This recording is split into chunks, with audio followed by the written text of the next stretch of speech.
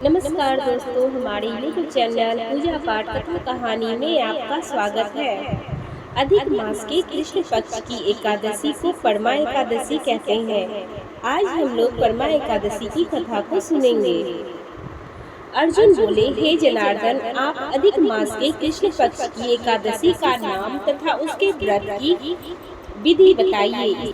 इसमें किस देवता की पूजा की जाती है और इसके व्रत से क्या फल मिलता है। श्री कृष्ण बोले, हे पार्थ, इस एकादशी का नाम परमा है। इसके व्रत से समस्त पाप नष्ट हो जाते हैं तथा मनुष्यों को इस लोक में सुख तथा परलोक में मुक्ति मिलती है। भगवान विष्णु की धूप दीप नवेद पुष्प आदि से पूजा करनी चाहिए। महर्षियों के साथ इस एकादशी की जो मनोहर कथा काम्पिल्य नगरी में हुई थी कहता हूँ, ध्यान पूर्वक सुनो। काम्पिल्य नगरी में सुमेधा नाम का अत्यंत धर्मात्मा ब्राह्मण रहता था। उसकी पत्नी अत्यंत पवित्र तथा पतिव्रता थी। पूर्व के किसी पाप के कारण यह दंपति अत्यंत दरिद्र था। उस ब्राह्मण की पत्नी अपने पति की सेवा करती रहती थी तथा अतिथि को अन्न देकर स्वयं भूखी रह जाती थी। एक दिन सुमेधा अपनी पत्नी से बोला, हे प्रिय, गृहस्थी धर्म के बिना नहीं चलती, इसलिए मैं परदेश जाकर कुछ उद्योग करूं। उसकी पत्नी बोली, हे प्राणनाथ, पति अच्छा हो और बुरा हो, कुछ भी कहे, पत्नी को वही करना चाहिए। मनुष्य को पूर्व जन्म के कर्मों का फल मिलता है। विधाता ने भाग्य में जो कुछ लिखा है वह टालने से कभी नहीं टलता। हे प्राणनाथ, आपको कहीं जाने की आवश्यकता नहीं है। जो भाग्य में होगा वही हमें मिलेगा। पत्नी की सलाह मानकर ब्राह्मण परदेश नहीं गया। एक समय कौंडिल्य मुनि उस जगह आए। उन्हें देखकर सुमेधा और उसकी पत्नी ने उन्हें प्रणाम किया और बोले, आज हम धन्य हुए। आपके दर्शन से हमारा जीवन सफल हुआ। मुनि को उन्होंने आसन तथा भोजन दिया। भोजन के पश्चात पतिव्रता बोली, हे मुनिवर, मेरे भाग्य से आप आ गए हैं। मुझे पूर्ण विश्वास है कि अब मेरी दरिद्रता शीघ्र ही नष्ट हो जाएगी।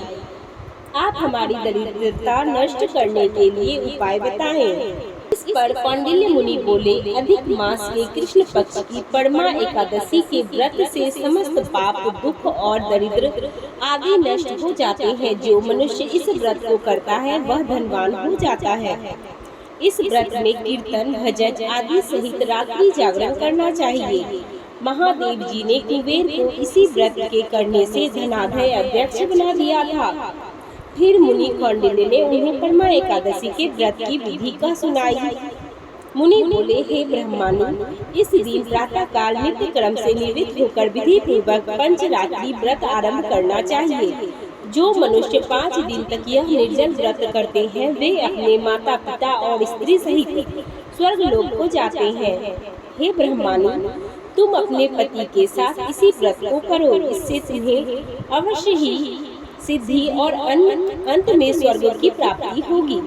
कौंडिल्य मुनि के कहने अनुसार उन्होंने परमा एकादशी का 5 दिन तक व्रत किया। व्रत समाप्त होने पर ब्राह्मण की पत्नी ने एक राजकुमार को अपने यहाँ आते हुए देखा। राजकुमार ने ब्रह्मा जी की प्रेरणा से उन्हें आजीवन जीविका के लिए एक गांव और एक उत्तम घर, जो कि सब वस्तुओं से परिपूर्ण था, रहने के लिए दिया। दोनों इस व्रत के प्रभाव से इस लोक में अनंत सुख भोग कर अंत में स्वर्ग लोक को गए।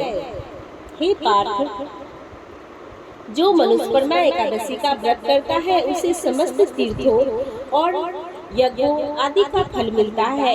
जिस प्रकार संसार में 4 पैरों वाले गौ देवताओं में इंद्र राज श्रेष्ठ है, उसी प्रकार मासों में अधिक मास उत्तम है। इस मास में पंचरात्रि अत्यंत पुण्य देने वाली है। इस महीने में पद्मिनी एकादशी भी श्रेष्ठ है। उसके व्रत से समस्त पाप नष्ट हो जाते हैं और पुण्यमय लोकों की प्राप्ति होती है। ये कथा के सार को जानते हैं। जो मनुष्य ऋषि मुनि का सम्मान करते हैं उन पर भगवान अवश्य ही अपनी कृपा करते हैं। लक्ष्मी इधर उधर भागने से नहीं मिलती, बल्कि युक्ति पूर्वक श्रम करने से तथा ईश्वर की कृपा से प्राप्त होती है। बोलिए श्री हरि विष्णु की जय।